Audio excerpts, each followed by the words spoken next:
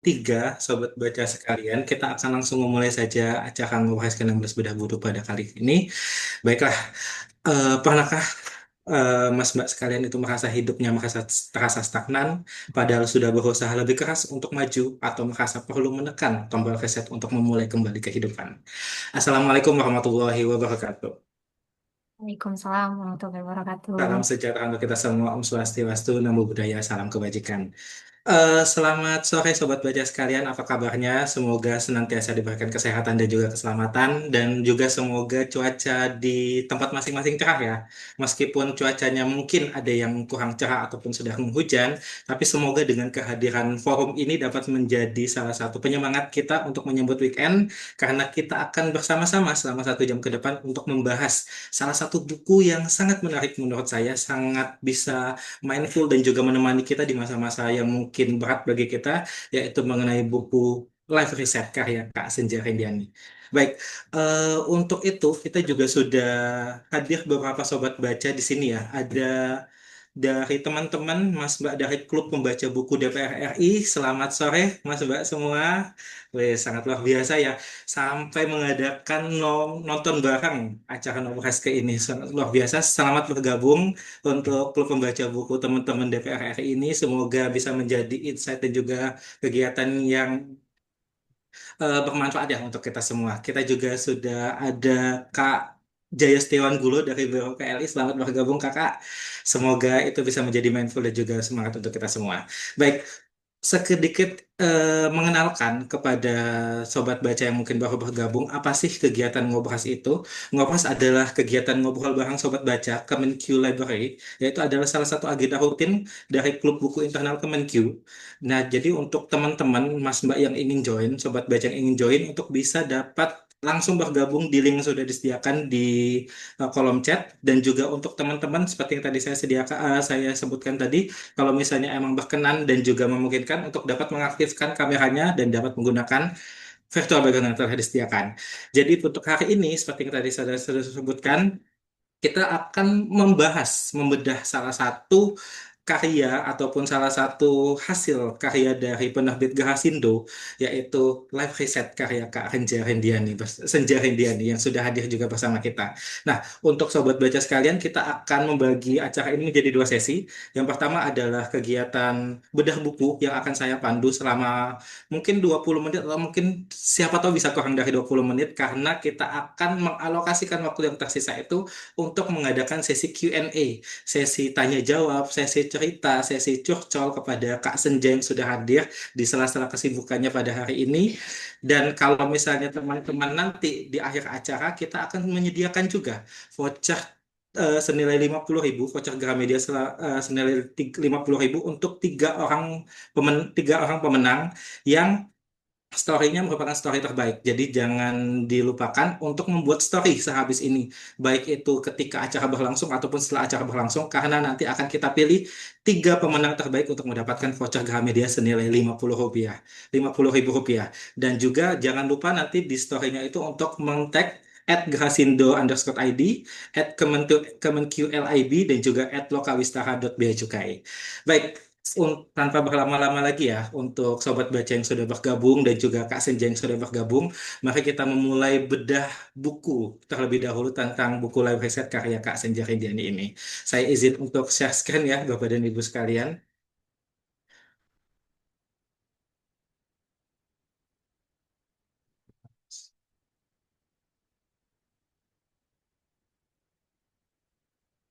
Baik, apakah sudah tampak di layar, sobat baca sekalian? Belum. Udah.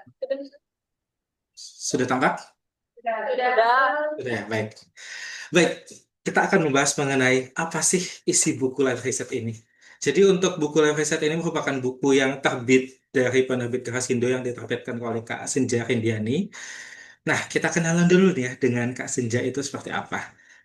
Eh,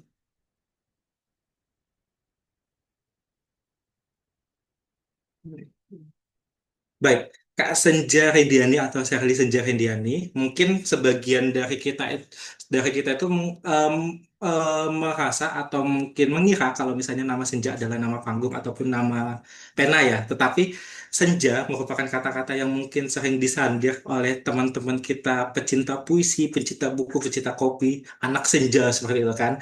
Itu merupakan nama asli dari Kak Senja ini, yaitu nama lengkapnya Sherly Senja Rendiani. Di buku ini sendiri, buku live riset ini sendiri, tidak ada sih. Di buku live riset ini sendiri, Kak Senja itu sering menyebut dirinya sebagai Syekh. Saya juga kayak, Syekh, Syekh itu apa ya? Ternyata Sherly Senja Rendiani. Nah, mungkin Sobat Baca sudah ngeliat ya, kalau misalnya di buku ini sudah banyak sticky note, seperti nota dinas yang belum ditandatanganin ya, seperti itu. Karena memang begitu banyaknya poin-poin menarik, poin-poin yang bagus dari buku ini yang saya tandai, sehingga ketika saya membutuhkan referensi, saya bisa langsung mengaksesnya seperti itu. Nah, Kak Senja ini merupakan eh, eh, penulis yang aktif menulis di sosial media sampai diterbitkan buku, mungkin ini buku keduanya ya Kak Senja ya, kalau misalnya saya tidak salah, Ya, yang betul. buku keduanya Kak Senja ya. Terima kasih Kak atas bukunya yang sangat mindful, sangat luar biasa, Makasih yang banyak. Sudah bisa membantu. menemani kita mungkin di masa-masa yang sebagian orang itu merasa kok permasalahan Kak Senja ini sama dengan saya ya seperti itu ya. Jadi Kak Senja menuliskan permasalahan-permasalahan orang-orang yang mungkin sama dengannya sehingga terbitlah buku Life Reset ini. Kak Senja juga aktif membuat konten seputar topik self love dan juga personal growth di akun Instagram @senjarindiani. S-nya double ya di depan, atau juga di TikTok SHCLRR, atau juga di podcast Senja Bersuara. Monggo silakan yang belum nge-follow Kak Senja bisa di-follow karena nanti mungkin 10 orang tercepat akan dapat fallback ya Kak Senja ya. Baik, eh kita manggilnya Kak Senja aja karena mungkin ketika saya manggilnya dengan Kak Sherly atau Kak Rendia ini agak sedikit susah bagi saya. Jadi Kak Senja aja. Kita mulai dengan tampilan buku nih, Sobat Baca sekalian. Jadi untuk Live Reset sendiri, inti dari atau penggambaran umum dari buku Live Reset ini adalah bagaimana cara kita untuk memulai kembali. Kita untuk menjadi lebih baik setelah kita mungkin gagal, setelah mungkin kita jatuh dari tantangannya. Seperti kita mereset HP ataupun perangkat kita, jadi bagaimana cara kita untuk menata kembali. Kita menyusun kembali apa yang mungkin kita rasa kurang, atau yang mungkin kita rasa itu perlu diperbaiki. Gaya penulisannya itu sangat lugas, penuh dengan contoh-contoh nyata sehingga sangat dekat dengan pembaca. Karena di beberapa buku ini, Kak Senja ini sempat menuliskan kalau misalnya dia itu suka membuat jurnal. Jadi memang di buku-bukunya ini banyak kata-kata yang di stabilo ataupun di underline sehingga sangat terasa seperti jurnal pribadi yang kita baca. Bahasanya juga sangat singkat, padat, dan juga dipahami. Jadi kata-katanya itu sangat mudah masuk, sangat mudah dipahami, dan seperti ya tulisan pribadinya Kak Senja yang dibagikan kepada kita semua. Untuk bukunya sendiri ini ada berbagai bab reflektif, latihan praktis, dan juga bukan sekedar teori. Ada 5 bab mengenai teori, yang masing-masingnya itu terdiri dari 8 sampai 10 subbab, yang masing-masing itu hanya terdiri dari 2 sampai 3 halaman. Jadi memang sangat ringan bacanya itu. Jadi per subbabnya pun sangat gampang untuk dipahami dan juga diresapi seperti itu. Nah, kita selain dari subbab teori ini juga ada subbab mengenai worksheet. Jadi kita juga diajak untuk berlatih, untuk berefleksi seperti itu. Ada juga bab mengenai rekomendasi buku yang mungkin bisa berkorelasi dengan buku ini, dan juga ada berbagai bab yang menuliskan tentang berbagai kisah inspiratif. Nanti akan kita bahas di slide selanjutnya. Nah, ada berbagai keunikan dari buku Life Reset ini, sobat baca sekalian. Yang pertama adalah pendekatannya yang sangat relatable. Kita diajak untuk pertama kalinya itu nggak langsung, oh kamu tuh karena salah, kamu harusnya seperti ini, nggak seperti itu. Kita pertama kali diajak untuk memaafkan diri kita sendiri. Kita diajak untuk menyingkirkan berbagai hal yang menurut kita mengganggu. Kita maafkan diri kita, kita juga singkirkan berbagai hal yang mungkin kita rasa mengganggu, barulah ketika cangkang atau wadahnya sudah kosong, kita diajak untuk mencintai diri sendiri, self love, kita juga untuk diajak untuk mempraktekkan self care atau peduli pada diri kita sendiri. Nah, ketika kita sudah mendapatkan kerangka-kerangka itu, Kak Senja akan meng-guide kita to be a better version of ourselves. Jadi kita akan diajak untuk ini loh versi terbaik dirimu, ini loh versi terbaik yang dirimu tuh bisa capai seperti itu. Lalu ada seperti tadi yang saya sebutkan, ada kombinasi refleksi dan juga latihan praktis. Jadi setiap bab itu tuh selain memberikan insight dan juga pembelajaran, kita juga ada aktivitas dan juga jeda refleksinya. Kita nggak diajak untuk hanya membaca, kita diajak untuk berproses. Banyak hal yang seperti yang ada di bab 1 sampai 3, bab 1 subbab 3, apa yang aku kerjakan tak pernah berhasil. Di situ Kak Senja mengajak kita untuk menuliskan nih, apa sih goals kita, apa sih tujuan kita, dan di bawahnya kita juga diajak untuk menuliskan apa yang akan kita lakukan untuk mencapai goals kita itu. Jadi memang kita diajak bukan hanya berteori, bukan hanya diajarkan tentang teori, tetapi praktikalnya, apa yang harus kita lakukan, apa yang harus kita rencanakan, seperti itu. Dan ini juga poin yang sangat menarik dari buku Life Reset ini adalah mengangkat isu keseharian kita. Karena menurut Survei Kesehatan Indonesia pada tahun 2023, bahwa prevalensi depresi itu ada di kelompok umur generasi Z, diikuti oleh generasi milenial. Jadi saya mungkin termasuk yang urutan kedua ya bagi orang yang mudah depresi. Nah, di sini Kak Senja mengajak kita yang mungkin teman-teman Gen Z ataupun Gen milenial ini untuk nggak apa-apa kalau misalnya kamu sedih, nggak apa-apa kalau kamu burn out, nggak apa-apa kalau kamu gagal. Ayo kita sama-sama untuk belajar. Ayo kita sama-sama untuk menjadi pribadi yang lebih baik. Ayo kita sama-sama untuk bangkit dari gagal. Karena gagal itu nggak apa-apa seperti itu. Nggak ada penghakiman kalau misalnya kita gagal. Nggak ada penghakiman kalau misalnya kita itu salah seperti itu. Jadi ayo kita berproses sama-sama. Dan yang paling penting Sobat Baca sekalian, buku ini tidak ada kata-kata yang menggurui. Buku ini seolah Kak Senja itu mengajak berdialog kepada kita para pembacanya untuk tadi yang seperti saya sebutkan. Ayo kita bangkit sama-sama. Ayo kita bertumbuh sama-sama. Ayo kita berproses sama-sama. Nah, saya coba untuk merangkum 4 sisi menarik, 4 poin menarik dari buku Life Reset ini. Yang pertama adalah praktis untuk semua kalangan, bukan hanya yang merasa gagal, tapi juga yang ingin berkembang lebih jauh.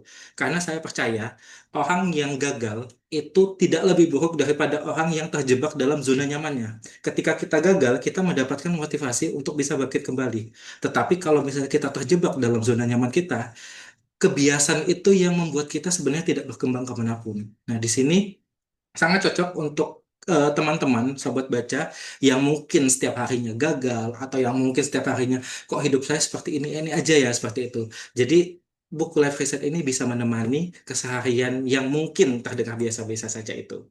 Lalu ada juga memberikan rasa teman perjalanan. Buku ini menemani pembaca, seperti yang saya sebutkan tadi. Nggak hanya sekedar memberi nasihat, tetapi menemani kita untuk berproses. Fokus pada bertumbuh, bukan sempurna. Di dunia ini tidak ada yang sempurna, tidak ada manusia satupun yang sempurna. Di sini kita membawa, Kak Senja membawa pesan untuk menjalani hidup, menikmati setiap proses hidup. Baik itu proses yang terdiri dari kegagalan, maupun proses yang mulai untuk bertumbuh. Jadi, proses kehidupan menuju keberhasilan bukanlah sesuatu yang instan, tetapi ada proses di dalamnya. Dan di situ Kak Senja menemani kita untuk bertumbuh. Bukan menjadi sempurna, tetapi menjadi pribadi yang berproses menjadi yang lebih baik. Lalu juga terdapat kisah inspiratif, saya sudah menyebutkan 2 sampai 3 kali di awal tadi, bahwa di akhir buku juga ada berbagai kisah inspiratif yang semakin menegaskan kalau misalnya permasalahan kita itu tuh banyak, tetapi semuanya bisa berhasil.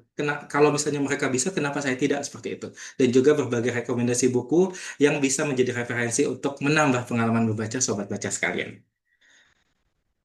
Nah, ini ada beberapa quotes, ada satu quotes dari bab memaafkan diri sendiri ya, subbab aku merasa tertinggal dibandingkan dengan teman-temanku, yaitu quotes mengenai inti dari subbab ini adalah bagaimana cara Kak Senja berusaha melawan apa itu yang dinamakan privilege. Karena kita semua terlahir tidak dengan privilege yang sama, ada yang privilege-nya baik, ada juga yang mungkin tidak sebaik yang lain.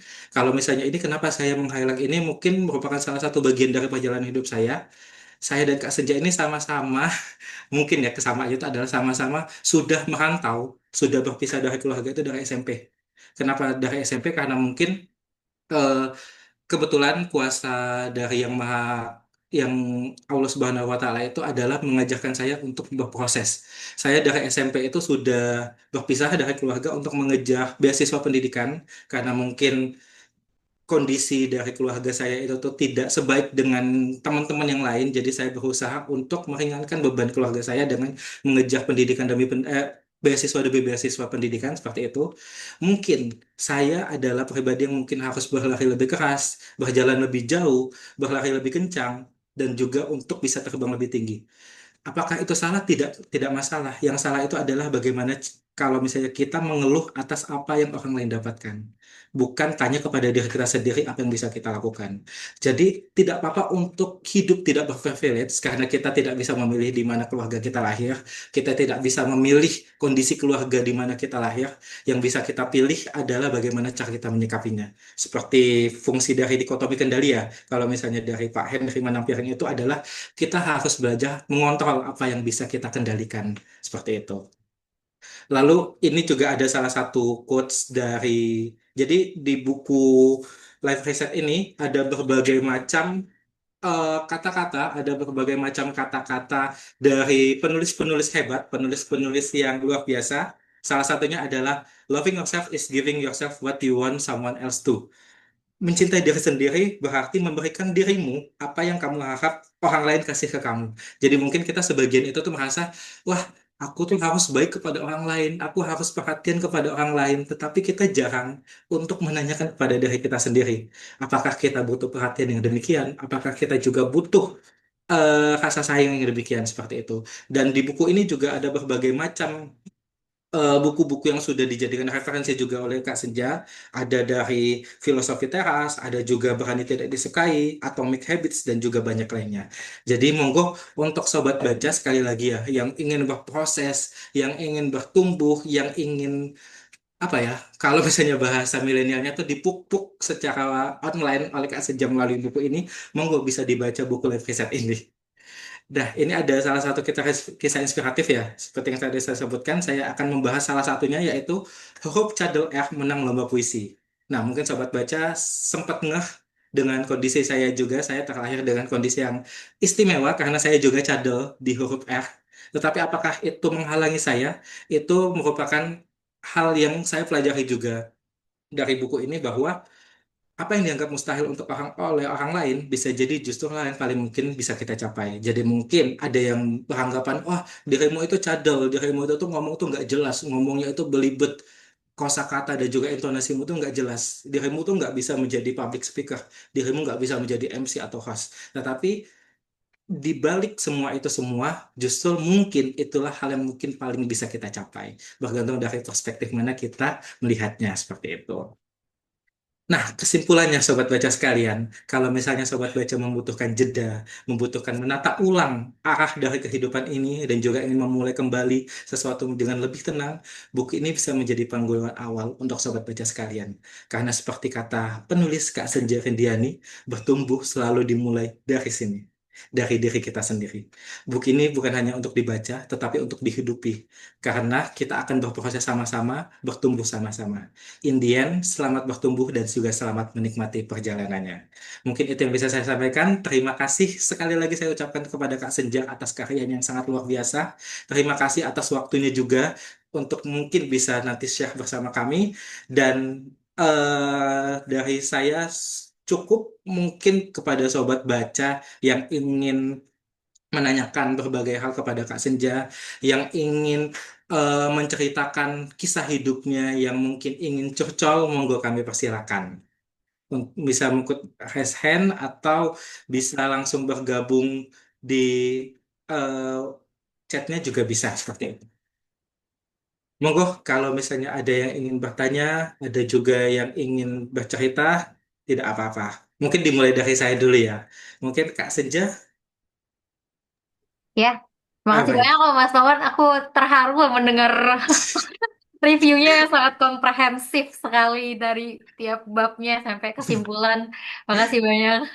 Baik Kak, ya seperti yang saya bilang tadi, mungkin setengah atau seperempat hidupnya Kak Senja saya rasakan juga ya.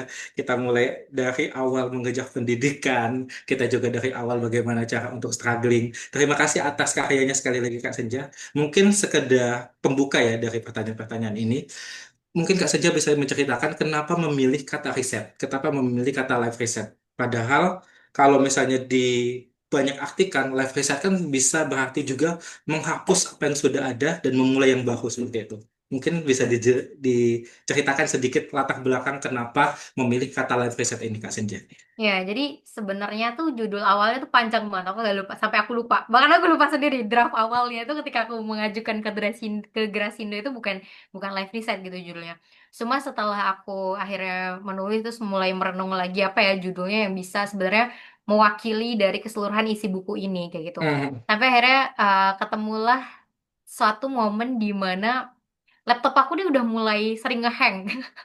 Laptop aku tuh udah sering ngehang banget gitu karena kebetulan lagi ada banyak kerjaan dan ketika bekerja itu membuka banyak file sekaligus kayak gitu kan.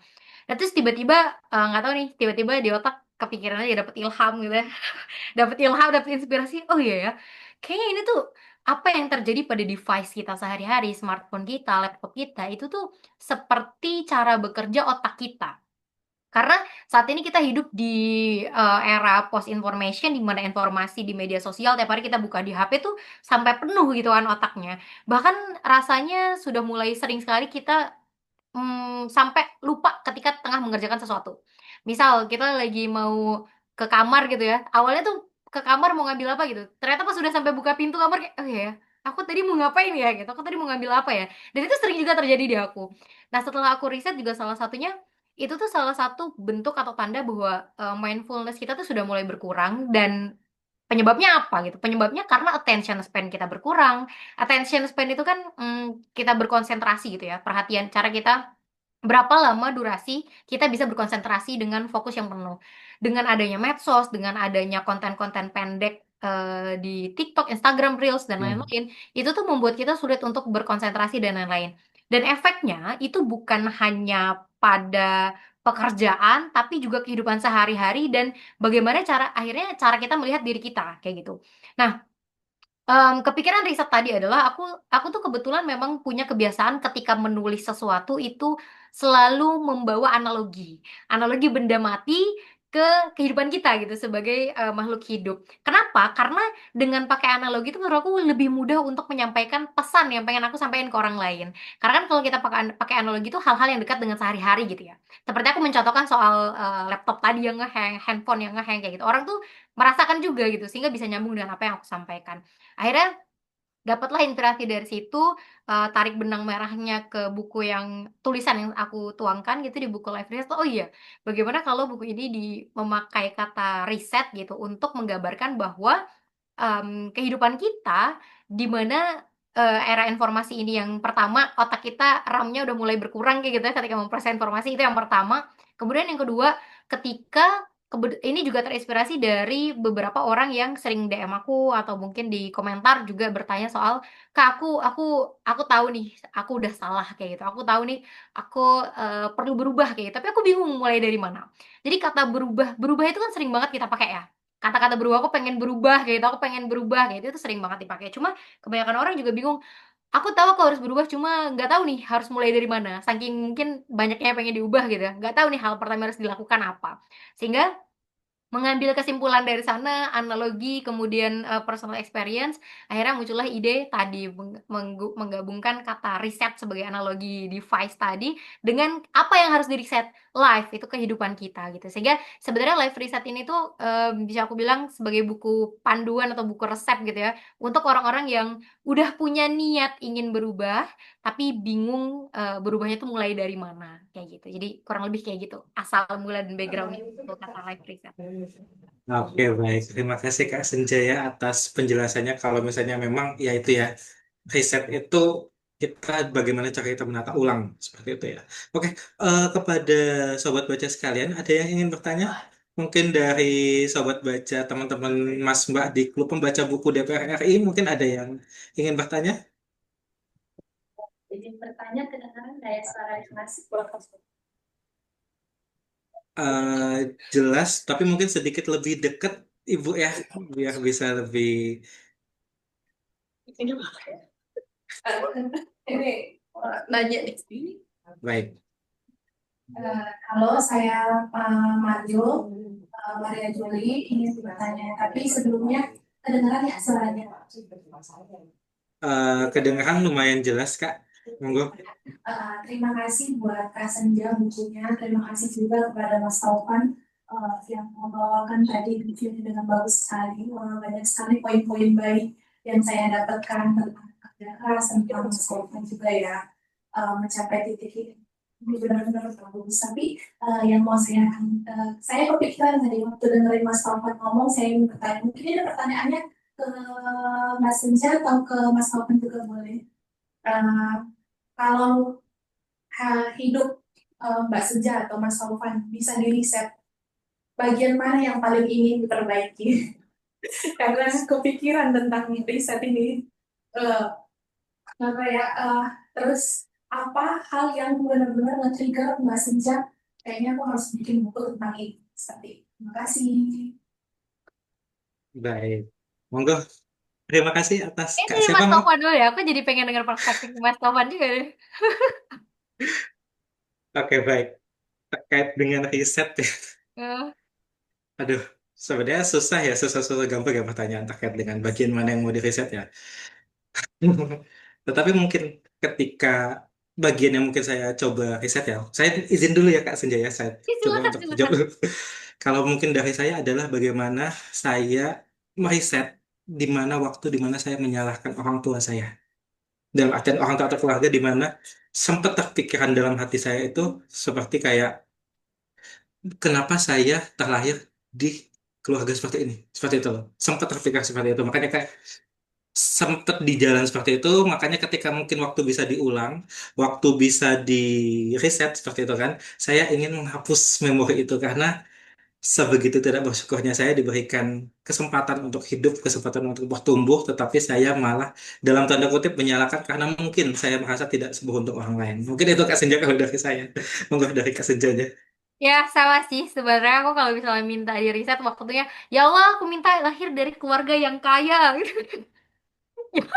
Ya nggak harus cari kerja sendiri gitu ya, udah dapat warisan gitu kan dari orang tua gitu. Siapa sih zaman sekarang cari kerja susah dan lain-lain kayak gitu yang nggak mau dapat daripada BUMN, BUMC misalnya gitu, BU badan usaha milik orang tua kan lebih enak gitu. Ya kalau bisa minta gitu pengennya kayak gitu. Itu jawaban bercanda gitu ya. Tapi kalau misalnya jawaban seriusnya, ada satu momen yang aku cukup ini ya agak agak menyesal kenapa aku melakukan itu dulu, dan akhirnya itu tuh jadi lesson learn yang aku bawa terus sampai sekarang. Itu ketika waktu aku kuliah, aku tuh sempat menahan diri untuk tidak mendaftar BEM karena ada yang menyarankan ke aku bahwa kamu nggak jangan daftar BEM kalau misalnya kamu sambil ikut organisasi ini karena nanti kamu akan keteteran dan lain-lain. Nah, saat itu tuh aku ngikutin saran itu walaupun agak setengah hati sebenarnya kayak gitu. Nah, sampai akhirnya sekarang tuh, dan saat itu tuh aku nyesel gitu, kenapa sih aku harus ngikutin saran orang lain yang orang lain tuh kan melihat dari kacamata point of view kapasitasnya dia kayak gitu kan. Kalau aku yakin aku bisa, kenapa aku harus ragu kayak gitu. Nah itu karena apalagi kesempatan untuk menjadi BEM itu kan hanya bisa kalau kita jadi mahasiswa kan. Setelah lulus udah nggak ada lagi BEM-BEM, kantor kan nggak ada BEM kayak gitu kan. Dan apalagi api-api idealisme itu kan hanya ada ketika kita kuliah doang kayak gitu kan. Ketika udah kerja, wah udah ditampar realita, udah ketemu orang ini dan itu, misal atasan seperti ini atau klien seperti ini, udah berkurang tuh pasti idealisme. Itu yang aku sesali dulu, kenapa aku tidak gas aja. Dan itu yang akhirnya lesson yang selalu aku bawa ke sekarang. Aku nggak mau lagi menilai diri aku berdasarkan point of view orang lain, even ketika orang lain nggak bisa, Senja kamu nggak boleh kayak gini, atau Senja menurut aku kamu nggak akan bisa sih kayak gitu, aku nggak akan percaya kayak gitu dengan point of view orang lain. Mungkin aku minta pertimbangan atau pendapat orang lain, tapi hanya sebagai eh, memperkaya sudut pandang aku aja, bukan sebagai acuan aku untuk mengambil keputusan. Itu lesson learn yang aku ambil sampai sekarang kayak gitu. Itu jawaban terkait pertanyaan apa yang pengen aku riset ya dari saat saat ketika aku harusnya ada kesempatan untuk daftar BEM saat kuliah dulu, tapi karena aku nggak berani gitu ya, nggak berani untuk ngambil resiko, akhirnya malah ngikutin kemauan orang lain yang bikin aku menyesal setelahnya kayak gitu. Sama tadi pertanyaan kedua apa ya? Aku agak lupa. Soal Terkait dengan, maaf, mungkin bisa apa? diulang ke Jadi kayaknya ada dua ya pertanyaan yang kedua. pertanyaan keduanya. Tentang apa hal yang nge-trigger, kan biasanya tuh penulis hidup dari keresahan ya. Oh ya, Apa betul-betul. Yang keresahan yang nge-trigger. benar-benar buat Ya, kayaknya harus live riset ini harus lahir dari ya, aku. ya. Siap. Terima kasih. Mbak, siapa namanya tadi Mbak? Saya Maria. Maria. Iya. Oke, terima kasih banyak Mbak Maria. Jadi benar sih, memang seniman, penulis itu biasanya selalu ada yang nge-trigger ya di hidupnya untuk akhirnya tercipta gitu sebuah karya. Sama juga dengan buku Life Reset ini sebenarnya lahir dari, jujur buku Life Reset ini tuh selesai ditulisnya itu tuh 2 tahun. Kenapa? Karena lama stucknya. Jadi life reset ini tuh bukan hanya soal yang aku ceritakan, yang saya ceritakan tadi terkait dengan attention span kita berkurang dan lain, tapi ini juga bercerita tentang aku yang mulai ngerasa stuck dengan hidup aku. Aku yang mulai ngerasa kok ternyata kok aku bangun pagi, berangkat kerja, pulang, tidur, udah ya gini-gini aja ya. Kok kayak apakah aku diciptakan hidup cuma untuk bekerja kayak gitu. Dalam 24 jam 9 to 5 misalnya kerja, terus di rumah kalau misalnya masih nyari sampingan, masih kerja lagi gitu. Apakah aku diciptakan ini emang cuma buat nyari duit doang kayak gitu. Sampai kayak ngerasa stuck kayak gitu. Apalagi melihat story-story temen, story orang lain atau postingan orang lain di Instagram gitu yang satu udah S2 di luar negeri gitu kan, yang satu lagi WHV di Australia misalnya kayak gitu dan lain-lain. Kan mulai muncul tuh perasaan untuk membandingkan dengan prestasi dan kehidupan orang lain ya. Nah, di situ tuh aku mulai ngerasa kok hidup aku gini-gini aja ya gitu. Jangan-jangan ada yang salah dengan hidup aku. Nah, mmm, membandingkan diri itu tadi, kemudian pertanyaan-pertanyaan dari orang lain yang di medsos aku gitu, yang sering bertanya soal, masalah yang sama juga, dia ngerasa dia hidupnya stuck dan lain-lain, itulah yang nge-trigger akhirnya lahir, buku Life Reset. Sebelum aku menuliskan buku Life Reset, aku, mencoba untuk bereksperimen ke diri aku sendiri. Sebenarnya untuk keluar dari, eee apa ya, penjara merasa stuck tadi gitu ya, itu tuh aku harus melakukan apa sih kayak gitu. Nah, aku mengobservasi diriku sendiri, aku mencoba, jadi riset ini tuh sebenarnya ada, ini sepertinya belum aku tuangkan secara spesifik di buku Life Reset, tapi idenya riset ini adalah riset, secara spiritual, secara fisik kayak gitu, dan juga mental riset. Jadi, sebenarnya secara spiritual itu kalau, hubungan kita dengan Tuhan kayak gitu. Kalau misalnya yang Islam, yang Muslim berarti hubungan kita dengan Allah kayak gitu. Karena aku percaya sebelum kita beraktivitas fisik sehari-hari, ada peran kekuatan iman dan kekuatan spiritualitas yang nge-guidance dan akan menentukan bagaimana kita menjalani hari saat itu. Itu karena kalau subuhnya telat, bisa jadi seharian itu kita merasa berantakan dan riweuh misalnya gitu, dan aku percaya hal itu. Itu yang pertama, spiritual riset. Kemudian yang kedua, physical riset. Jadi selama menulis buku Life Reset ini, aku mengalami masa-masa di mana, mmm, bangun susah tidur dan susah bangun. Jadi tidur itu mendekati subuh, ketika udah subuh kesulitan bangun subuh tepat waktu, kayak gitu. Nah itu dan sempat stuck lama gitu di posisi kayak gitu, sehingga aku berpikir apa yang harus aku lakukan ya untuk merubah kebiasaan ini gitu. Yang pertama tadi memperbaiki, hubungan dengan Allah, yang kedua yang aku lakukan adalah physical reset. Yang sebelumnya nggak pernah olahraga, yang sebelumnya tidurnya, kurang, istirahatnya kurang, akhirnya aku perbaiki dengan mulai rutin olahraga. Akhirnya sampai sekarang tuh mulai rutin nge-gym, kadang kalau nggak gym, lari kayak gitu. Jadi pelari culture ya zaman sekarang. Jadi pelari culture gitu, yang setiap minggu cari event race biar banyak medali ya, kayak gitu-gitulah. Nggak apa-apa, FOMO untuk hal-hal yang positif kayak gitu tetap aku dukung gitu. Jadi tadi ya dari spiritual, kemudian dari physical, dan yang ketiga dari mental reset. Nah, mental reset ini yang juga yang akhirnya banyak aku tuangkan di buku Life Reset tadi, soal memaafkan diri sendiri yang Mas Taufan sempat singgung tadi, soal self love, self care dan lain-lain yang ada di buku Life Reset. Jadi sebenarnya, kalau ditanya apa yang ke-trigger itu experience aku ketika aku ngerasa hidup aku stuck di situ-situ aja, kemudian aku sering bandingin sama orang lain, dan aku capek sama kehidupan aku yang berantakan ini gitu. Ngerasa gak sih kalau kalau misalnya kita tidurnya nggak teratur, kemudian sehari-hari mungkin yang muslim sholatnya berantakan, itu tuh pasti ngerasa juga di dalam hati, "Duh, kok kok kayaknya hidupku kurang terus," kayak gitu. Tapi kalau misalnya kita bisa memperbaiki hubungan spiritual tadi, kemudian terutama fisik ya. Jadi gini, aktivitas fisik somehow dan berdasarkan riset juga, olahraga itu kan menimbulkan hormon endorfin ya. Dan hormon endorfin itu kan membuat kita bahagia. Jadi tiap kali aku sedih, yang aku lakukan itu bukan bikin story, tapi lari. Jadi kalau aku sedih, hal pertama tuh bukan bukan nangis terus ngevideoin ketika nangis terus habis itu di storyin terus pakai lagu galau gitu, nggak, bukan kayak gitu. Jadi yang pertama aku lakukan lari dulu gitu, karena biasanya setelah lari muncul hormon endorfin, baru sadar tuh, nggak sih, kayaknya aku terlalu lebay deh, sebenarnya nggak segalau itu juga sih, nggak sedramatis itu juga kayak gitu.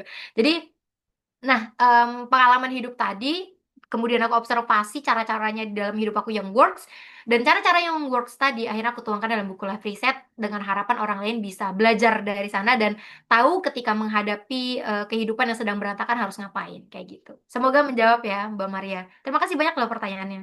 Luar biasa sekali, Kak Senja. Banyak culture juga ya, Kak ya. Sudah berapa banyak yang di check out di foto yuk, Kak? Oke, Kak, ini ada beberapa pertanyaan lagi juga. Yang pertama Boleh. dari Kak Najwa Febrianisa. Apakah berkenan untuk langsung menyampaikan secara langsung ataukah saya sampaikan untuk Kak Najwa?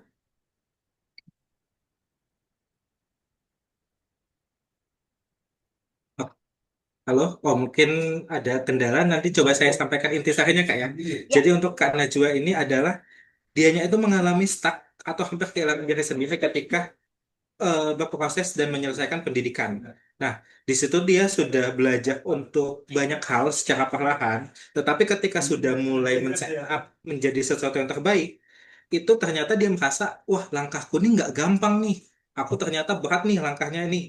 Nah, ini yang ngebuat dianya ini kadang berpikir, apa aku balik aja ya ke pola lamaku seperti itu, Kak. Mungkin ada sedikit yang mau disampaikan, Kak. Apakah Kak Najwa ini harus kembali ke pola lamanya karena dirasa mungkin pola barunya itu tuh lebih berat, ataukah dia tetap harus stuck di sana, tetap fight di sana untuk goalsnya itu? Seperti itu. Oke. Nah, kalau kita ngomongin, makasih banyak Kak Najwa yang Najwa. pertanyaannya. Jadi sebenarnya ini menarik sih soal set the goals. Ini juga jadi salah satu stresor aku juga sebagai orang yang kayak ngerasanya kalau hidup tidak punya goals itu nggak ada api semangatnya gitu kayak untuk hidup kayak gitu. Yang bikin kita hidup kan kayak karena kita punya tujuan, kita kita pengen ada yang dicapai kayak gitu. Nah, tapi bisa itu juga bisa backfire ke diri kita kalau kalau kita ngeset goalsnya tidak realistis. Jadi mungkin yang bisa aku sarankan ke Kak Najwa adalah ketika udah setting goals, kemudian ngerasa, oh ini tidak tercapai nih. Maka yang harus dilakukan adalah mungkin goalsnya tidak salah, tapi strateginya yang kurang tepat kayak gitu. Sama mungkin teman-teman di sini karena ini Kemenq Lip ya, mungkin teman-teman yang hadir di sini adalah teman-teman pegawai Kemenq juga sebagian atau rata-rata pegawai lah ya gitu yang hadir di sini. Mungkin sama ketika kita menyusun, misalnya teman-teman menyusun anggaran, ketika teman-teman menyusun KPI kayak gitu ya, capaian kayak gitu. Ketika capaiannya tidak berhasil, kan bukannya langsung mengubah tujuan atau mengubah range kan enggak. Tapi kan mengubah strateginya gitu. Oh, mungkin KPI-nya diturunkan supaya lebih realistis. Karena kondisi kita sekarang untuk mencapai KPI itu butuh usaha yang lebih besar kayak gitu. Sehingga KPI-nya yang disesuaikan atau strateginya yang disesuaikan. Nah, ketika itu diterapkan ke kehidupan kita, misal kayak Mbak Najwa, misal sesederhana bikin to-do list deh. Aku dulu ketika bikin to-do list, mencatat semua sebanyak mungkin to-do list yang bisa aku tulis untuk hari itu. Yang terjadi apa? Ternyata aku udah males duluan buka catatannya, sehingga malah gak ada yang diconteng sama sekali gitu dari to-do list. Karena udah overwhelmed dulu kan, oh, banyak banget yang harus aku lakuin hari ini, kayak gitu. Akhirnya, aku ubah strateginya dengan oke, aku dan itu juga aku tulis ya di buku Life Reset, metode yang soal cukup bikin 3 poin prioritas to do list aja yang harus dilakukan di hari itu. Jadi gak usah to do list tuh bikin sebanyak-banyaknya, justru persingkat aja. Kalau menurut aku angka yang paling tepat itu adalah 3, bikin 3 to do list per hari. Nah, 3 ini itu hanya tuliskan pekerjaan atau tugas-tugas yang memang prioritas harus diselesaikan hari itu kayak gitu. Sehingga kenapa?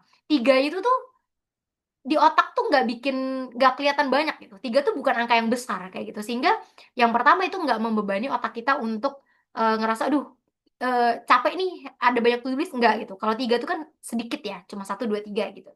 Kemudian yang kedua, jadi itu kalau diterapkan ke dalam bentuk to do list. Kalau misalnya diterapkan dalam bentuk pendidikan misalnya. Nah, ketika Kak Najwa bikin goals, Kadang tuh yang sering terjadi di kita ketika kita bikin goals, itu tuh biasanya kita naruh goalsnya itu sesuatu yang di luar kendali kita. Misal IPK. IPK itu kan di luar kendali kita sebenarnya. Mungkin kitanya udah rajin, kita udah ngerjain tugas dengan baik. Tapi kan hak hak prerogatif dosen ya, mau ngasih nilai berapa misalnya kayak gitu. Jadi itu sebenarnya di luar kendali kita. Sehingga ketika Kak Najwa misalnya udah tahu stresornya itu dari goals, maka yang perlu diperbaiki mungkin setting goalsnya yang lebih realistis. Yang lebih realistis juga bisa berarti ketika setting goals, yang di setting itu bukan apa ya, bukan poin akhir seperti IPK kayak gitu, tapi sistemnya yang jadikan goals. Misal, memang kita pengen dapat IP 4 misalnya kayak gitu. Tapi yang kita bikin goals itu bukan IP 4-nya, tapi sistemnya. Apa yang harus kita lakukan untuk mencapai IP 4? Maka per hari alokasikan waktu 30 menit untuk baca bahan kuliah sebelum kelas, misal. Jadi yang kita bikin goals tuh itu, yang kita masukin ke to-do list itu baca 30 menit sebelum kelas kayak gitu. Jadi ketika aktivitas itu selalu kita kerjakan, masalah hasil akhirnya seperti apa itu udah di luar kendali kita gitu, karena kita kalau kita bicara IPK dan lain-lain ada banyak faktor yang mempengaruhi gitu kan, bukan cuma dalam kendali kita aja. Sehingga yang terbaik yang bisa aku sarankan ke Kanajo adalah yang pertama, coba di revisit lagi goalsnya tahun ini. Ketika bikin goals itu jangan-jangan yang dibikin goals adalah hal-hal yang di luar kendali, jadi kalau nggak tercapai, stres sendiri. Padahal memang itu di luar kendali kita, kayak gitu ya. Jangan sampai salah setting goalsnya. Yang kedua, coba strateginya diperbaiki. Kalau misalnya ya, misal goalsnya adalah selesai tesis S2 tahun ini, misalnya kayak gitu. Ketika bikin goals itu jangan langsung deadline dalam sebulan bikin tesis selesai. Oh, itu susah. Tapi di breakdown. Itu juga aku jelaskan tuh di live reset gimana caranya ketika kita punya goals, itu jangan goals akhirnya doang yang kita jadikan goals, tapi kita bikin milestone-nya. Sama misalnya kalau teman-teman Kemenkyu ketika bikin Renja dan lain-lain, kan nggak langsung oke, pokoknya dalam 5 tahun tujuan kita tahun kelima tercapai ini, kan enggak. Pasti dari RPJMN kemudian turun ke range raja dari yang panjang, bahkan ya jangka panjang diturunkan lagi ke 5 tahun, dari 5 tahun diturunkan ke per tahun, sehingga tiap tahun bahkan per triwulan tuh jelas gitu kan capaian outputnya apa aja misalnya kayak gitu. Itu juga sama dengan kehidupan kita tuh, karena juga dalam hal ini misalnya pendidikan. Jadi ketika kita bikin goals itu jangan hanya akhirnya aja susah pasti gitu. Jadi dibikin milestone supaya kelihatan progresnya dan kita nggak stres sendiri gitu.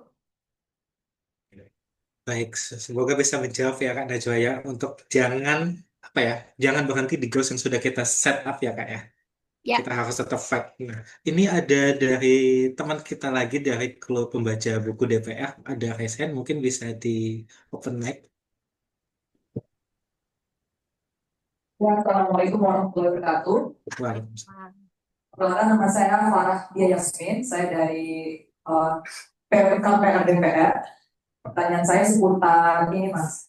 Bagaimana cara kita ketika kita ini meriset hidup itu jadi pribadi yang baik, bukan menjadi pribadi yang salah seperti itu. Karena jujur saya pribadi sudah beberapa kali meriset hidup saya, meriset tujuan saya, dan saya merasa jenuh seperti itu.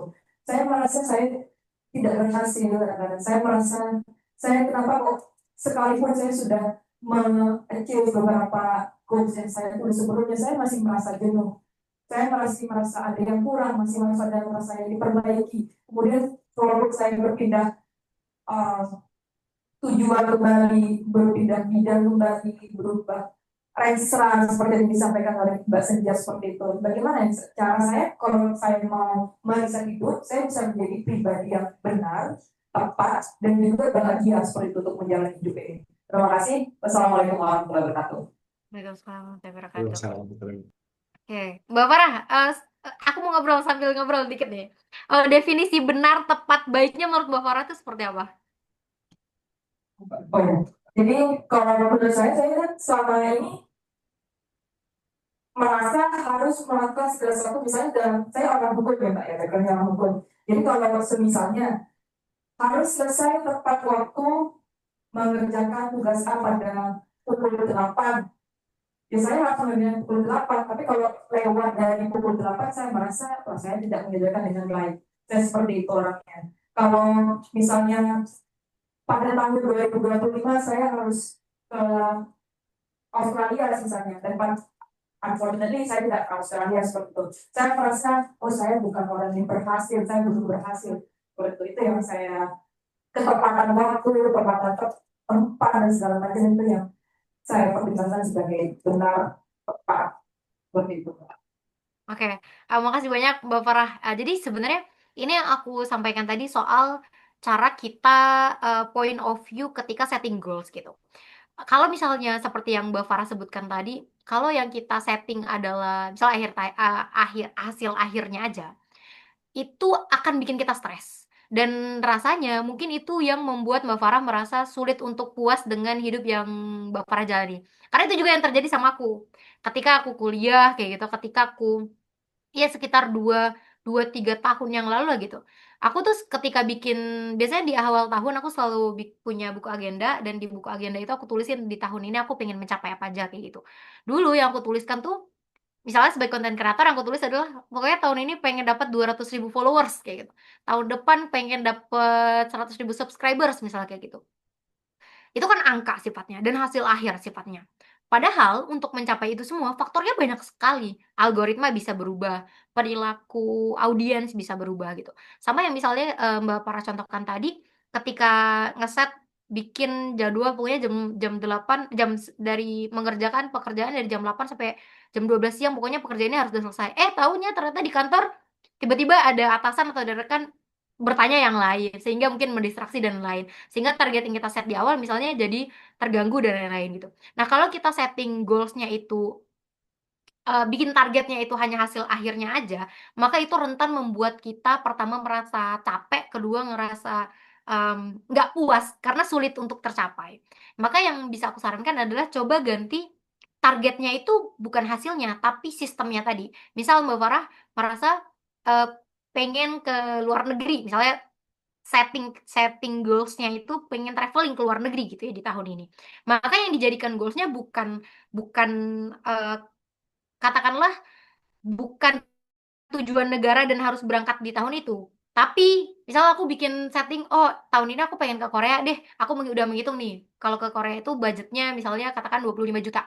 Jadi yang dijadikan settingnya adalah 25 juta bagi 12 bulan, berarti sebulan paling nggak aku harus nabung 2,5 juta misalnya kayak gitu.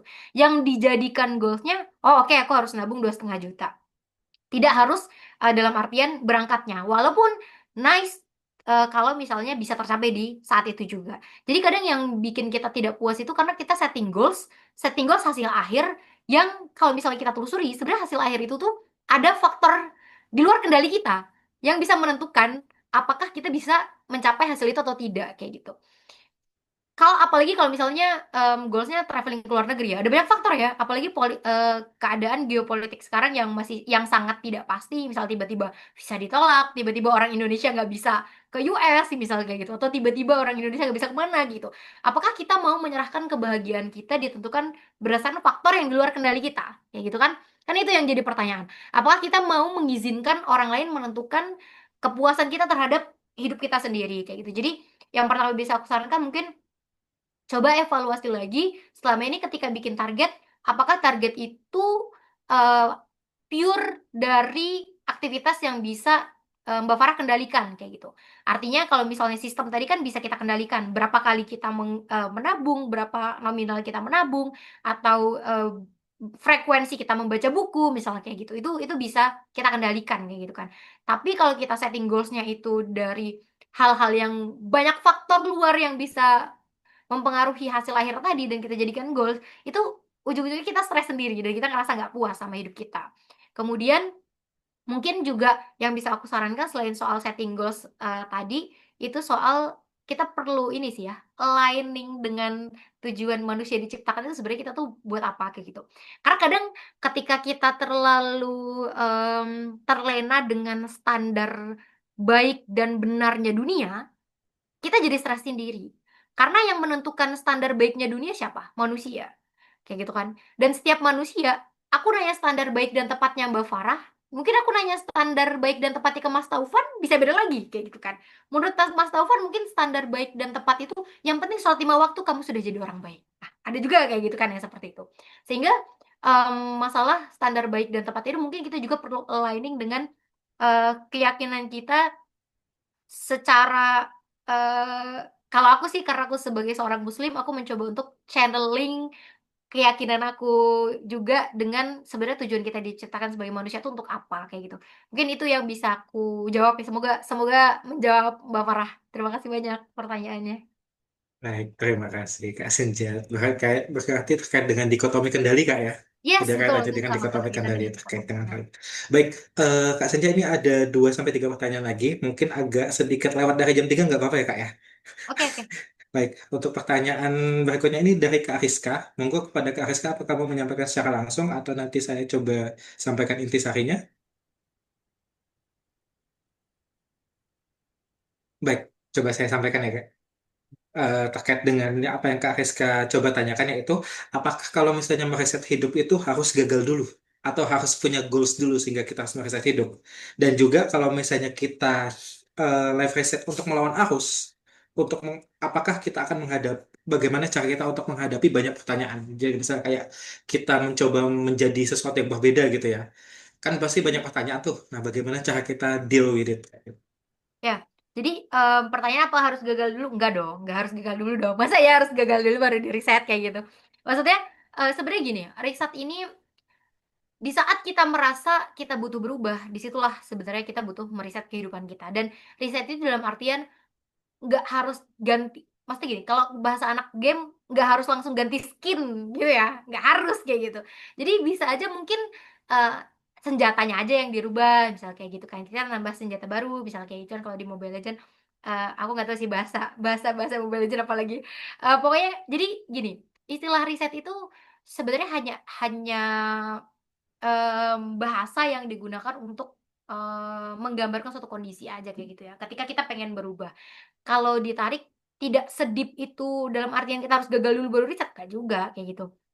Kapan pun kita merasa perlu ada yang diubah, ya berarti disitulah saat yang tepat kita harus mulai memperbaiki diri, kayak gitu. Kemudian, tadi pertanyaannya terkait gimana kalau misalnya melawan arus dan menghadapi banyak pertanyaan ya. Nah, ini juga yang selalu terjadi di kehidupan aku ya, karena aku cukup cukup outlier juga, dibandingkan teman-teman di lingkungan aku dari sejak kuliah sampai bekerja sekarang. Jadi, eee, dulu waktu kuliah itu ada aku kuliah di mana orang-orang di sekitar aku, teman-teman di sekitar aku tuh bukan tipe-tipe yang suka aktivitas di luar kelas kayak gitu. Justru mereka lebih fokus, lebih suka, "Ya udah aku ngejar akademik," kayak gitu kan. Pokoknya ngejar IP 4, eee, nilainya bagus kayak gitu. Sedangkan aku lebih suka hadir-hadir acara-acara diskusi di luar kayak gitu, acara-acara NGO gitu, bahkan organisasi yang di luar kampus kayak gitu.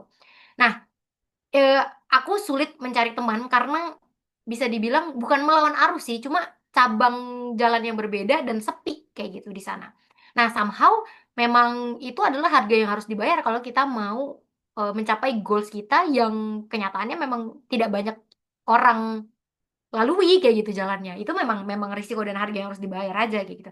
Kemudian kalau misalnya, berbicara soal, eee supaya yakin gitu, kan gini, ketika jalan itu sepi, pertanyaannya ada 2 ya, apakah memang nggak banyak orang yang berani ngambil jalan itu atau jalan itu emang salah, makanya nggak ada orang yang ke sana, kayak gitu kan.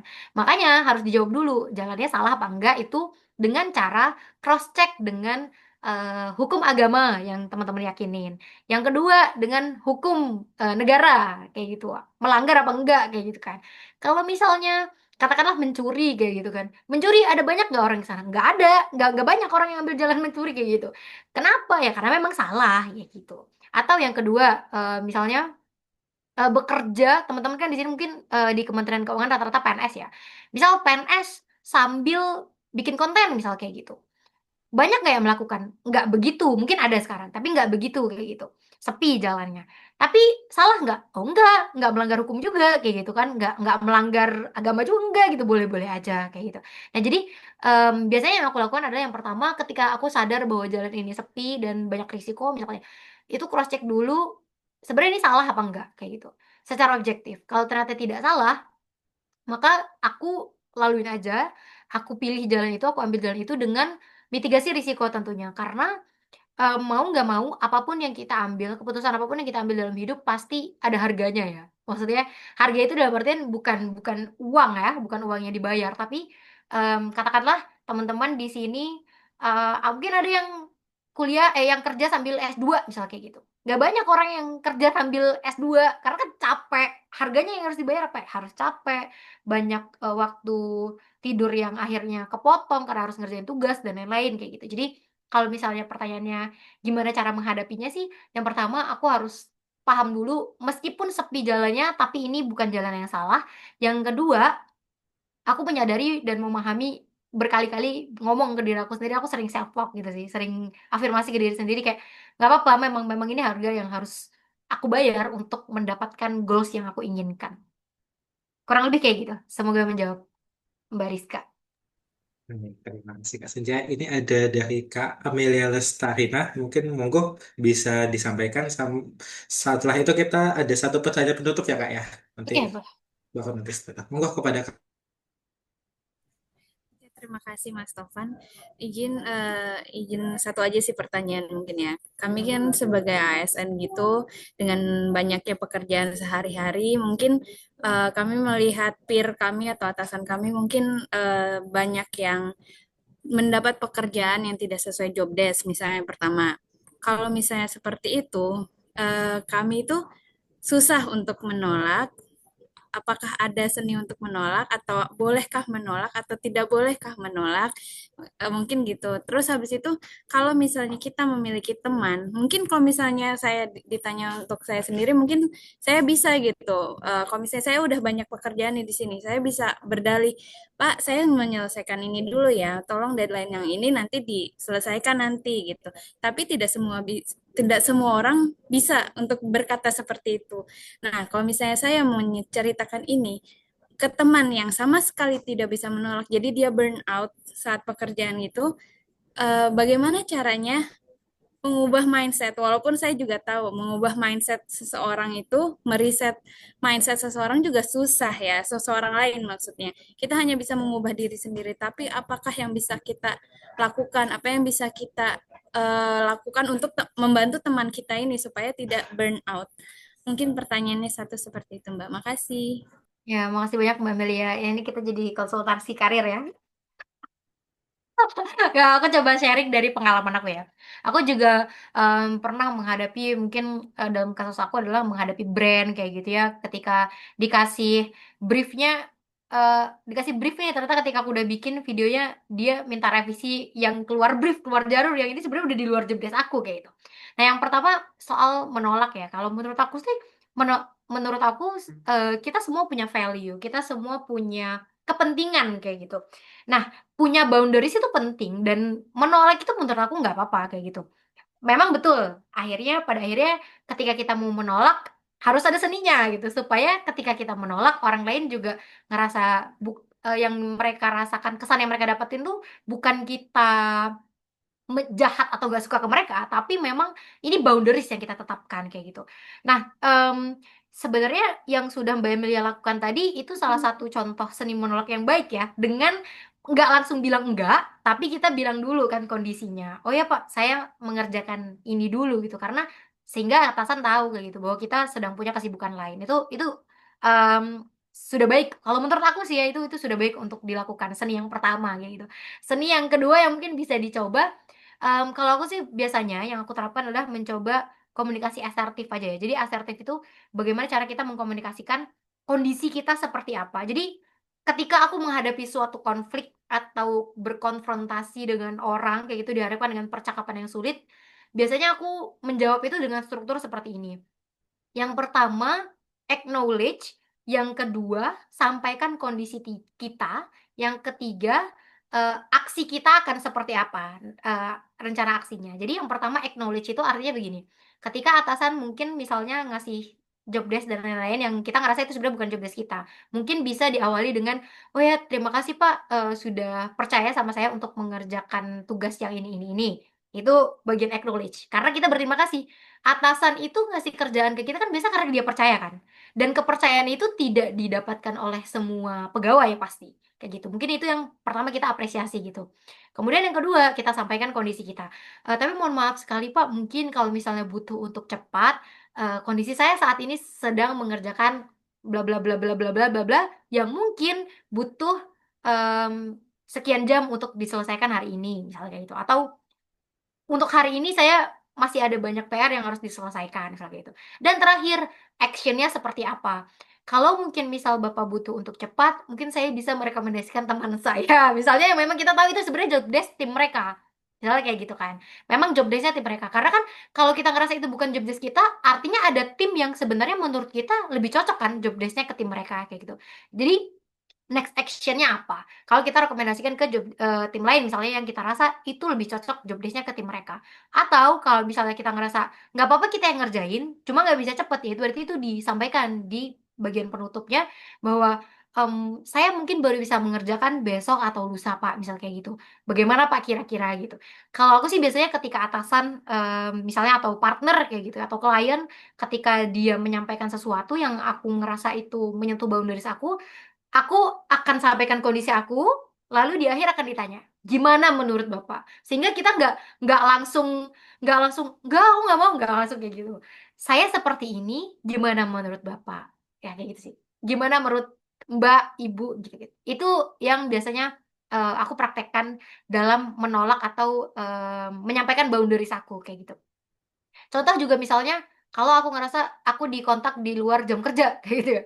Jadi mungkin aku biasanya oke Mbak, noted nanti misal di chatnya weekend gitu ya. Nanti hari Senin aku kerjakan ya kayak gitu.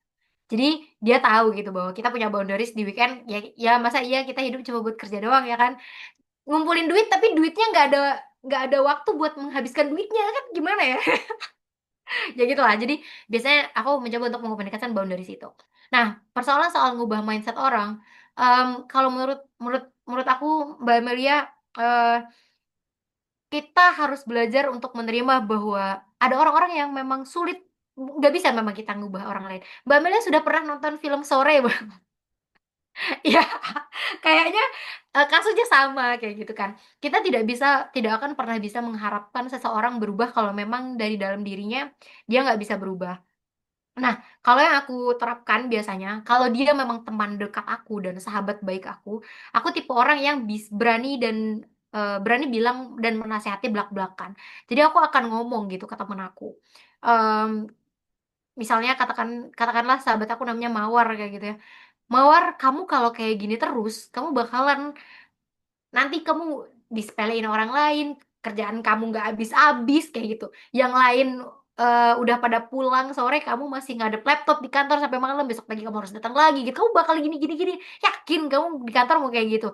Kalau kamu berani bilang enggak, mas aku, orang lain aja berani lo bilang enggak kayak gitu. Masa kamu nggak berani gitu mempraktekkan untuk bilang enggak? Kalau menurut aku kamu harus harus coba kayak gitu bilang enggak. Dan toh kamu kita kasih contoh gitu kan. Contoh orang lain yang ketika dia bilang enggak, si atasannya bisa ngerti kok kayak gitu. Jadi mungkin kadang dia nggak berani bilang enggak kan karena overthinking dan lain-lain gitu. Jadi kita memvalidasi bahwa itu cuma overthinking doang kayak gitu. Jadi biasanya yang aku lakukan adalah yang pertama, mm, aku juga memahami. Jadi aku nggak pengen ikut stres juga hanya karena orang lain nggak berubah. Karena sebenarnya tanggung jawab berubah tuh bukan di kita, Mbak. Jadi tanggung jawab kita tuh tidak ada tanggung jawab untuk mengubah orang di sekitar kita. Jadi jangan taruh tanggung jawab itu di Mbak Amelia. Mbak Amelia capek nanti. Nanti Mbak Amelia akan ngerasa, duh kayaknya aku gagal ya jadi teman dia karena aku nggak bisa mengubah dia menjadi orang yang baik kayak gitu. Nggak gitu. Jadi jangan taruh tanggung jawab untuk mengubah orang lain tuh di kita. Menasehati boleh, mengajak boleh, cuma jangan taruh beban tanggung jawab itu di kepala kita karena kita punya masalah sendiri kan pasti kayak gitu. Capek gitu kalau kita mikirin orang lain juga. Tapi kalau mengingatkan boleh, menasehati boleh kayak gitu. Sambil Karena kan aku nggak tahu ya situasinya yang Mbak Amelia ceritakan ini rekan kerjanya hanya sebatas rekan kerja aja atau memang posisinya beneran teman baik nih, teman baik atau teman dekat. Karena beda beda kedekatan aja itu khawatirnya bisa salah nih dia nangkepnya apa yang kita sampaikan kayak gitu kan. Ada kekhawatiran itu juga. Jadi kalau misalnya hanya rekan kerja aja sih saran aku ya kita cukup menasehati aja, mengingatkan aja tanpa harus membawa tanggung jawab mengubah orang itu di kepala kita kayak gitu. Mungkin mungkin itu sih dari aku. Semoga menjawab. Baik, terima kasih sekali lagi Kak Sinta ya. Kak, kita sudah tiba di pertanyaan terakhir untuk sobat baca yang mungkin belum terjawab. Pertanyaan-pertanyaannya mungkin bisa menghubungi langsung Kak Senja ya, nanti melalui media sosialnya. Baik, untuk pertanyaan terakhirnya mungkin sekaligus juga nanti langsung disambung dengan closing statement ya Kak ya. Dari Kak Violet, itu Kak bagaimana cara untuk kita bangkit dari sebuah kegagalan yang ngebuat kita tuh sangat ngedown. Jadi kayak kegagalan terbesar yang ngebuat kita semakin terpuruk, padahal kita sudah naruh ekspektasi tinggi, tetapi kita gagal. Nah, bagaimana cara kita bangkit sebagai first step kita kayak gitu? Cara bangkit dari kegagalan. Kegagalan yang mungkin kegagalan ini nih yang sangat ngebuat ngedown itu kan. Kita sudah berekspektasi tinggi, kita sudah berusaha dengan baik, jatuh tuh kayak gitu. Nah, gimana tuh untuk bangkitnya lagi kayak gitu kan? Ya. Jadi menurut aku coba terus sampai akhirnya gagal itu udah gak berasa dalam hati. Karena itu yang aku lakukan ya. Jadi kayak aku tuh sampai akhirnya aku berani nyoba apapun karena aku udah kayak ya udah wajar, ya udah nggak berhasil, ya udah gitu. Ya udah sih terus terus kenapa kayak gitu.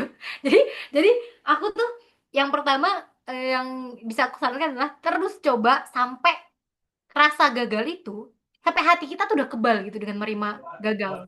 Kayak gitu. Sama sama sama kayak gini deh. Misal, ya gini ya, sebenarnya hati kita ini kan ketika kita dihadapkan dengan sesuatu yang nggak enak terus, lama-lama kan kebal sebenarnya ya dengan ketidakenakan itu gitu. Misal gini, susah gini, orang-orang yang pertama kali membangun kebiasaan lari pasti capek dan susah. Tapi kalau dilakuin terus, lama-lama rasa capek dan ketidaknyaman itu udah nggak kerasa lagi tuh. Sama dengan kegagalan. Jadi menurut aku yang bisa dilakukan tuh ya teruslah mencoba apapun sampai kita gagal terus dan akhirnya gagal itu udah nggak berasa gitu di hati. Itu jangka panjangnya kayak gitu. Nah, selain mengubah point of view-nya seperti itu, aku juga mengubah point of view aku untuk melihat kehidupan aku tuh sebagai eksperimen. Dan ketika aku mengubah point of view hidup aku sebagai eksperimen, itu tuh jadi lebih seru karena gini, ketika gini, mungkin ibu-ibu di sini sering sering baking ya, memasak apa sih? Bukan baking, bukan memasak, apa baking tuh? Bikin kue kayak gitu ya. Bikin Bikin kue. kue. Bikin kue kan salah salah proporsi butter atau bahkan salah cara ngaduk mixer, itu hasilnya bisa beda loh. Bolunya ada yang bantet kayak gitu, ada yang terlalu garing kayak gitu. Tapi yang dilakukan para ibu-ibu ini apa? Apakah besok udahlah nggak usah bikin cookies lagi gitu, udahlah nggak usah bikin bolu pisang lagi nggak? Justru ada sebagian ibu-ibu yang masih penasaran. Oh kayaknya tadi ngaduknya kelamaan deh. Akhirnya adonannya yang tadinya ngembang kempes lagi gitu. Oke besok kita eh, persingkat waktu ngadonnya, misalnya waktu ngaduknya. Nah, sama dengan hidup kita. Jadi ketika kita mengalami kegagalan, kita bikin eksperimen. Oh, tadi kalau misalnya aku belajarnya cuma setengah jam sehari, masih belum lolos nih beasiswa LPDP kayak gitu. Oh, mungkin strateginya aku ubah. Oh, berarti mungkin belajarnya harus 1 jam sehari. Mungkin aku harus tambah referensi dari belajar dari award di LPDP-nya langsung gitu, biar bisa dapat keterima beasiswa LPDP. Jadi kalau kita nge-treat itu sebagai eksperimen, itu tuh jadi seru gitu. Oke, kalau kemarin aku nyoba dengan cara ini masih gagal. Besok aku coba deh, aku harus cari cara lain gimana caranya sampai berhasil kayak gitu. Akhirnya dapatlah strategi paling efektif. Jadi karena gini ya, kalau misalnya teman-teman tahu penulis buku Harry Potter itu tuh dia ke penerbit yang ke-13 apa 113 kalau aku lupa. Itu baru akhirnya diterima kan si buku itu gitu. Dan kalau teman-teman baca semua kisah sukses orang lain, itu nggak ada orang yang percobaan pertama langsung berhasil. Elon Musk berapa kali roket SpaceX-nya nggak sampai langit gitu, nggak sampai ke luar angkasa gitu. Menyerah enggak dong kayak gitu. Jadi menurut aku dengan kita mencoba memahami bahwa gagal itu harus yang emang harus dilewatin kayak gitu. Kalau kita mau sukses. Ketika aku bikin konten pun, mungkin itu konten sekian ratusku yang akhirnya masuk FYP orang-orang kayak gitu.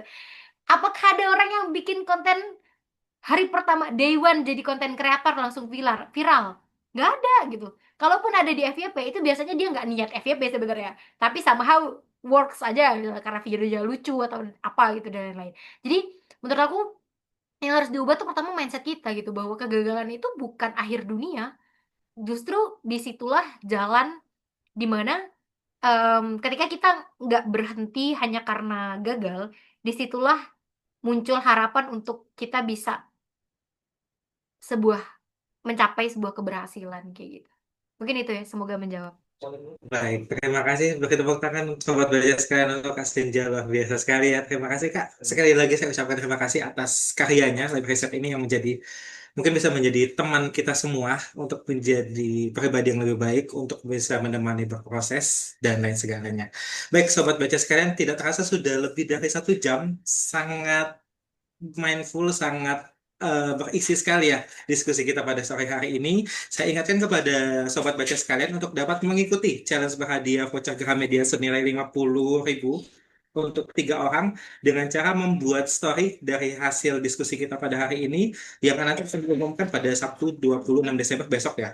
Jangan lupa untuk mention @grasindo_id, @kemenqlib, dan juga @lokawistara.bea dan cukai. Nanti 3 insight terbaik akan diumumkan pada hari Senin. Nah, untuk teman-teman yang juga ingin mendayagunakan buku-buku yang sudah tidak ingin dibacakan lagi atau sudah tidak terbaca lagi, bisa mendonasikannya kepada Kemenku LIB dan juga kepada Lokawistara Bea Cukai. Laman dan juga kolomnya sudah tersedia di kolom. Dan juga untuk teman-teman yang ingin melakukan presensi, silakan dilakukan presensi. Sekali lagi terima kasih Kak Senjaya atas waktunya, atas karyanya. Semoga karyanya menjadi sesuatu yang bermanfaat untuk kita semua. Ya, Ditunggu mungkin karya-karya info dikit berikutnya. Mas. Ya, Mbak, Ya, info Kak. dikit mungkin kalau teman-teman ada yang ingin baca buku Lab Riset atau beli buku Lab Riset, ada di Gramedia di seluruh Indonesia atau juga Hmm. bisa di marketplace. Ada di marketplace-nya Grasindo dan di Gramedia juga ada. Soalnya tadi sepertinya ada yang memesan langsung ke kontak person saya, nggak bisa lewat kontak person langsung ya, jadi bisa langsung check out di marketplace aja. Mungkin Bisa langsung di reminder. marketplace, Terima benar, kasih. atau di Gramedia Kak ya. Kalau Ya, di misalnya Gramedia juga. nanti menang voucher 50-nya bisa dapat potongan tuh. Nah, iya betul. Monggo silakan diborong buku-bukunya, sobat baca sekalian, dan jangan lupa untuk menyaksikan berbagai informasi menarik di Ngobras untuk episode-episode berikutnya. Kita akan membahas berbagai buku menarik dan juga sisi-sisi menarik dari sisi penulisnya. Mungkin itu sekian dari kita ya Kak Senjaya. Terima kasih. Hati-hati kepada sobat baca yang ingin pulang. Semoga perjalanan pulangnya menyenangkan, diberi keselamatan dan juga membawa kesejahteraan untuk keluarganya. Akhir kata dari saya, Muhammad Taufan Rahmawan dari Becukai Yogyakarta dan juga Kak Senja Rendiani. Pamit undur diri sampai bertemu di event Ngobras berikutnya. Assalamualaikum warahmatullahi wabarakatuh. Mungkin bisa dadah-dadah ya. Dadah-dadah semuanya. Dadah. Terima kasih. Ya. Terima kasih banyak Bapak Ibu dan rekan-rekan, hati-hati di jalan pulang. Terima kasih ya Kak Senja.